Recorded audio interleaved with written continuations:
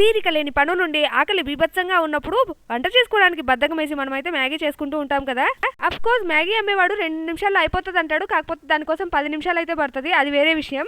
ఆగండి మ్యాగీ గురించి చెప్తుంది, కొంపదీసి మ్యాగీ చేసేది ఎట్లాగో చూపిస్తుంది అనుకుంటున్నారా? అస్సలు కాదండి, నేనైతే ఇక్కడ అటుకుల పాయసం ఎట్లా చేస్తానో చూపిస్తున్నా. స్పైసీ ఫుడ్ ఐటమ్స్ లో మ్యాగీ ఎలాగో స్వీట్ ఐటమ్స్ లో ఈ అటుకుల పాయసం అలాగనమాట. నాకు ఇప్పుడైతే నా కడుపులో ఎలకలు పరిగెత్తి ఆకలేస్తున్నాయని చెప్తాయో అప్పుడు నేనైతే ఉరికితో పోతాను అనమాట కిచెన్ లో ఈ పాయసం చేసుకోవడానికి. 10 నిమిషాల్లో అయితే అయిపోతుంది. దీనికి కావాల్సిన ఐటమ్స్ కూడా ఎక్కువేం కాదు, నెయ్యి ఉంటే నెయ్యి, లేదంటే నూనె, వాష్ చేసి పెట్టుకున్న కొన్ని అటుకులు, ఇంకా పాలు, చక్కెర, ఈ 4 ఐటమ్స్ ఉంటే చాలు.